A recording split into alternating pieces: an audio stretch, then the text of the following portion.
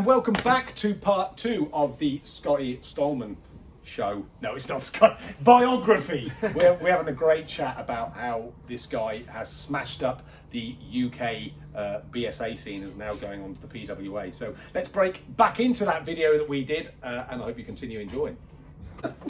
Yeah, it's like start of my windsurfing career. I was like, wow, okay, this looks amazing. I want to get out in the water, and then I'm pretty sure that was the first few months of it. I was out in the water every day, just like getting used to them. And like the thing I felt the max was, yes, they're a full cam race sail, but at the same time, the user-friendly side of it was just insane. Like you could just hop on it, and you never felt overpowered. You never felt like you were gonna sort of being controlled by the sail. It always felt like you could just sit there and control the sail.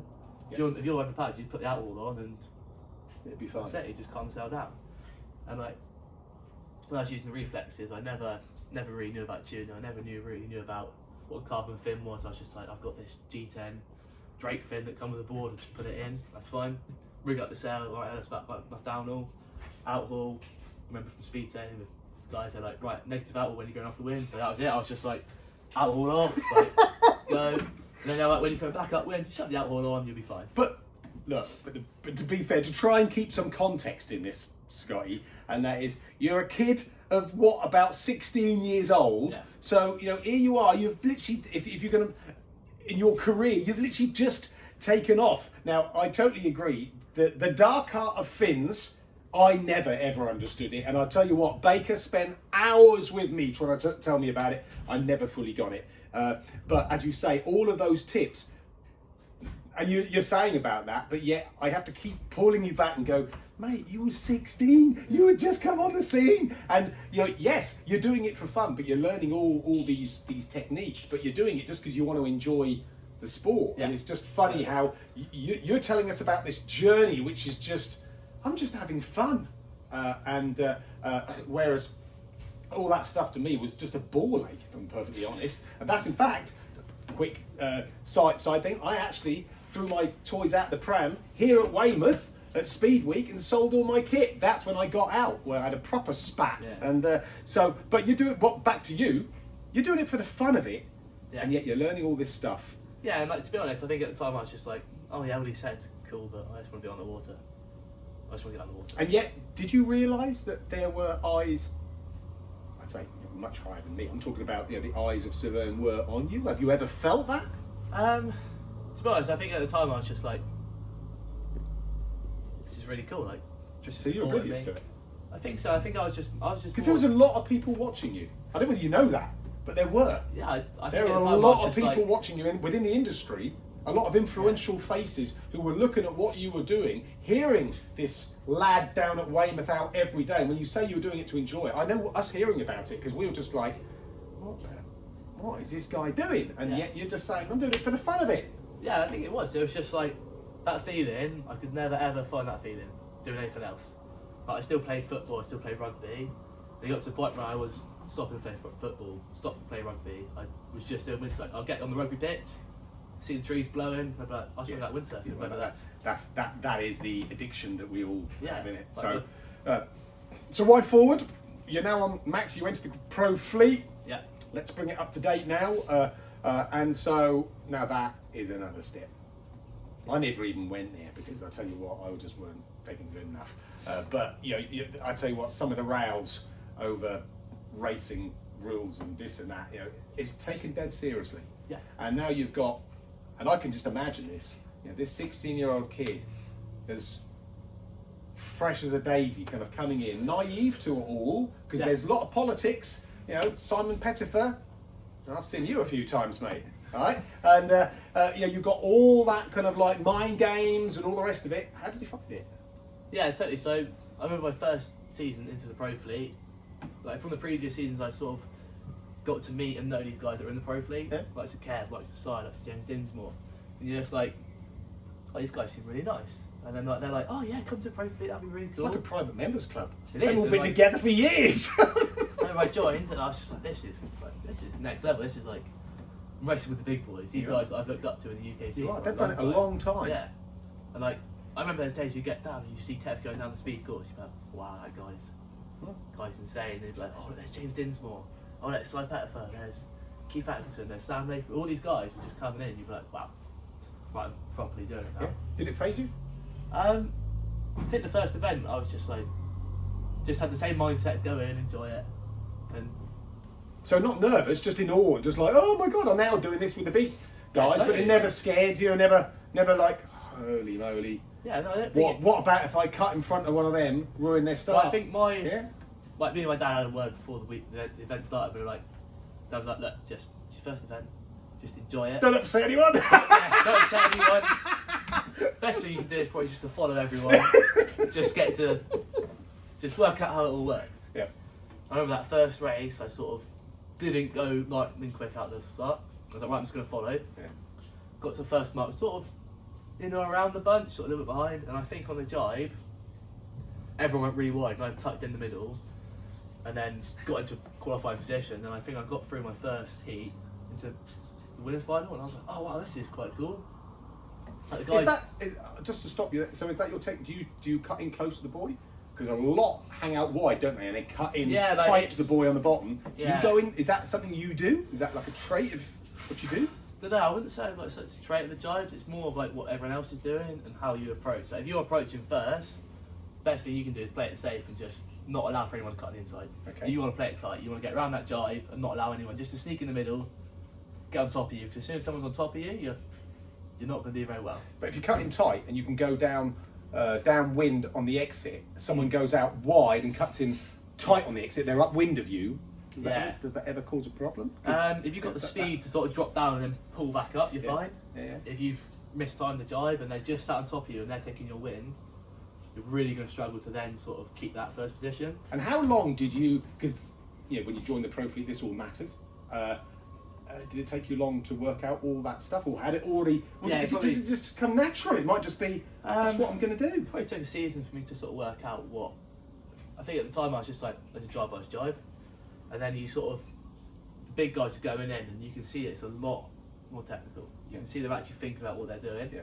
I think at the time I was just like, right, it's jibe. There's a start. Just going to start. Go down the straight. Follow everyone. Yeah. And then I think it must be my second season that I was like, right, I've got to think a little bit more ahead here. What's going on? Right, it's a jibe mark. Going into it, there's me, Kev, Si, James.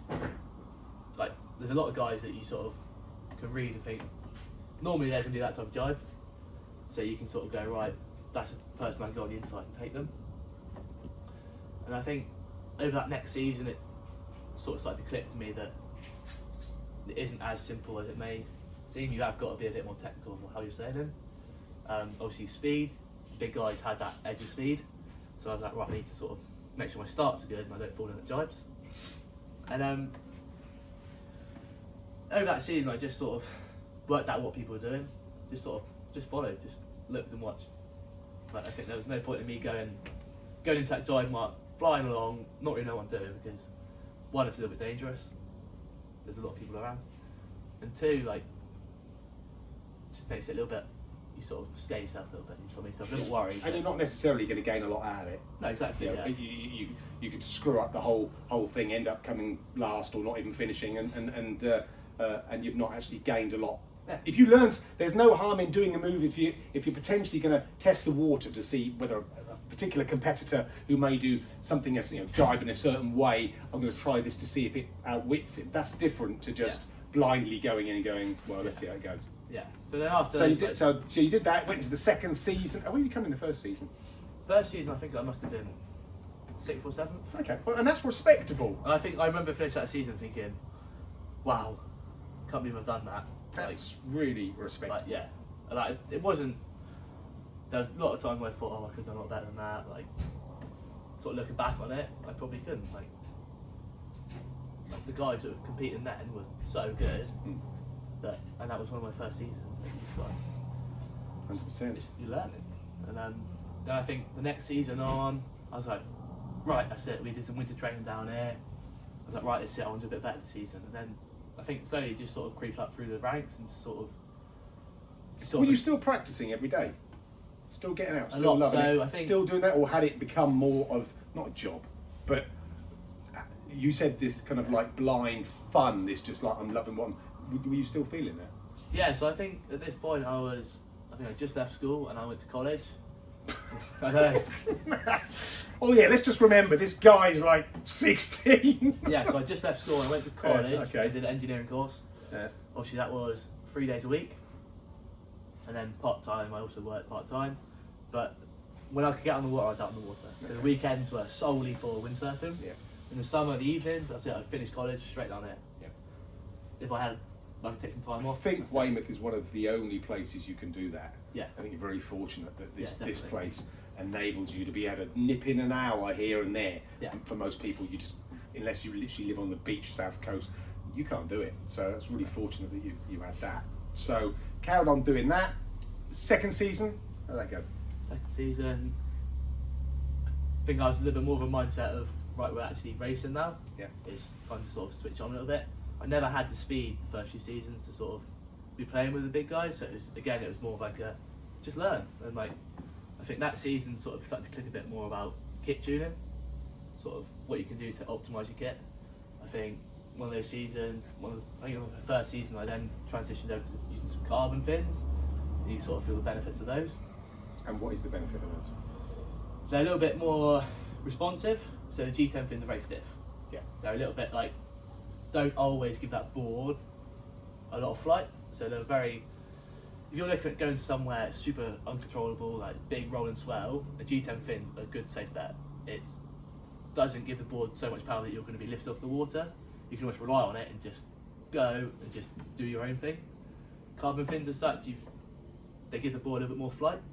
You get a little bit more. Is it because they bend slightly? Can you push off them a bit more? Yeah, exactly. You can is that sort of feel and what push it is? in. Yeah, exactly. Okay, so it allows you to push off the fin a touch more, giving it a touch more lift, because essentially, again, just to clarify, your fins are not just there to keep it going in a straight line. Fin gives you lift as well, Exactly, doesn't it? yeah. And basically, how much lift that fin gives you, you can have too little lift, spin out. You can have too much lift, which is even worse, and Yeah. that's a nightmare. And so again, it's that balance. And these guys learn the dark art of how much push off you've got on the fin versus how much lift versus how much grip. That's what you're learning your trade here. You're learning the more massively. intricate parts of Yeah. it. So sail tuning, you were rigging your own sails. So I mean, like, for the amateurs and going into the pros, like, me and my dad go down to the beach, both rig a couple of sails each. At the time, I was like, yeah, that's cool, fine. Like, it's a sail. How hard can it be to rig? Yeah. And then, exactly, like the next season, I did. Youthful belligerence. Yeah, but like, I was super grateful. Like, Dad was there. He was like, Yeah, no, I get that. He'd give me a bit of kit. And I was Just like, as a kid, I guess it's just get on the water. Yeah, exactly. And then these next few seasons in the pro fleet, you sort of work out that there's a lot more to it. Of course. And I was like, right, I'm gonna Because start suddenly you'll rigging my lose 2 places just because Yeah. you didn't rig that sail Yeah. quite as it was. Because Because it wasn't. I remember I had a sort of realisation of that when I went to Hayden Island once. Yeah. Got there, rigged up a 6.2, I did the Hayden Slalom. Rigged up a 6.2, went out and had the worst session of my life. Sail felt awful, like couldn't go quick, just kept falling off, like to the point I come in like quite upset. I was like, what's going on? Like, this has never happened. I don't normally get on a sail. Come in, Dad was there, like, he was taking photos, and he was like, what's going on? Like, you don't look. I was like, I don't know, what's like the sail doesn't feel right. He was like, de-rig it, re-rig it. So I de-rigged it, re-rigged it, went back out, had the best session of my life. Like, I don't know what I'd done at the time, but I'd done something that basically just wrote off how that sail felt. But that happens to everyone. Yeah. How many people do you know, even just coming down to the OTC and maybe saying, we've all been there, where you go out, even on wave kit or whatever, and it just doesn't feel right. You don't know what doesn't feel right. Fair play to you for or your dad for saying, de-rig it, rig it again, because I should think for a 17, and I keep saying this and I don't mean this condescendingly, but to someone that young, enthusiastic and who wants to get out there, being told to de-rig and re-rig is just like... The thing is, like, I've always listened to my dad. He's always been like Okay. one of those people that's been like, look, Was he a racer? no, Fair play he to just him. always had that. Because for him, he's entering the Lions Den too. yeah, and like Fair play to him. always on my back, and like it's been one of those. I was just like, he's always like, if it's going wrong, just stop what you're doing. And he Reassess. sounds like also, and again, I don't know your dad, apart from that he takes photos for the DSA, so everyone appreciates that. But he seems like a dad who encourages, but doesn't push you, doesn't kind of, come on, yeah, go on. It doesn't seem like that. He seems like a guy who's there to help you. Yeah. And that's good as well. He is, yeah, exactly. He's just said, he's always like, just do your best. He's So- never like pushing you to try and do something you can't do. Absolutely. He's just like, if anything's going wrong, just stop, reassess the situation, what's going on, rig the sail wrong, re-rig it. And he has to deal with Scotty when Scotty's in a pretty bad mood because things aren't going his way. Yeah. And that is as important as the good races. You'll come to learn. The bad days make the good days good, and that's really important to know that. Yeah. So let's roll this forward because we're probably into the second day of filming. Yeah. Constantly, but it's great. This is superb. That we come on to the 19 season. I want to come on to the latest season because it was the last season. Well, the 2020. It's all COVID in. I don't know which season actually it was, but so we skipped 2020 season. Okay, so right. So let's come 2021. You'd, as you say, you'd had a third, you'd had a second, or whichever way it was. You'd kind of you'd been up there. You knew you were then up there, and you were in amongst the Green Slaves, the Dinsmores, all the top guys there. And so this year you then smash it. You come number one. That's a big freaking deal. How does it feel? Yeah, it's 20. I don't know, it's always been, ever since I started racing, it's sort of been that big goal, that big ambition to do it. Like seeing all these top guys just smashing every event, I was like, I want to do that. And I think that's what drove me to go and put the hours in on the water when people aren't watching. Does it feel serious now? Do you suddenly feel that I this don't know, fun sport? It still Shit. feels, I don't know, it still feels that same feeling I get when I normally go Windsurf. But come on, man! You've just said that this year you went out to a PWA event. Yeah. Mate, that's Formula One Yeah, I know. of windsurfing. It's as high as you get, and for any of us to go to a PWA to caddy is like fantastic. You're there competing, my friend. Yeah. At 20, and fair play to you, and I'm enough but respect. But you say it doesn't faze you at all. I don't know, I don't know. It still feels like the same enjoyment just going out in the water and just windsurfing. I think that's what I really like about it is that regardless of what's happening like on the land, like go out in the water, you're on your own. You just take your eye on yourself, and I think lessons that I've learned from just not having a good day on the water, having a good day on a bad day, and then the things that Dad's taught me, like you just got to enjoy it. And like as soon as it gets too serious and you put yourself under pressure, it does become. Totally agree. It becomes a job. It becomes. It then works against you, I guess. I don't know, and it just seems to be that talking to you, that you've just gone into this with such an open mind and not allowing all the politics and the stuff around it. It just doesn't seem to have got to Scotty. He just seems to be immune to it, and he's just going, I'm going sailing, from what I can gather. Yeah, like obviously when I race, I am full switched on race mode. Okay. Like I probably won't be this. If you came up to me on the beach, like what's going on? Like I'd probably be a bit like, yeah, it's good. We're going out 7, 8. Yeah, like Get out. I'm totally That's absolutely switched on. But then like, yeah, you have a bad race on the water, but you come on the beach, you can't then just walk around in the strop because. No. I absolutely get that. Although there are those, I nearly named him, who do that.